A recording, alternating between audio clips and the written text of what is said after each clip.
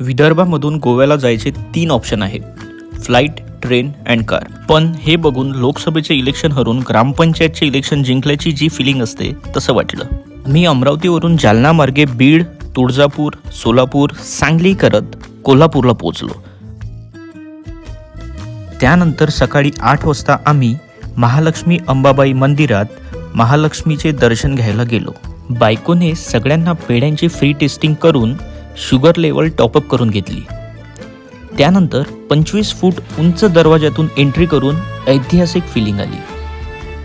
दक्षिण दरवाजातून एंट्री घेऊन बघतो तर काय खूप सुंदर असं मंदिर माझ्या डोळ्यापुढे उभं होतं. हे मंदिर महाराष्ट्रात असलेल्या मंदिरांच्या 3.5 पीठांपैकी एक आहे. नेक्स्ट व्हिडिओमध्ये छत्रपती शाहू पॅलेस आणि कोल्हापुरातील सुप्रसिद्ध वडापावबद्दल बोलूया. बाय.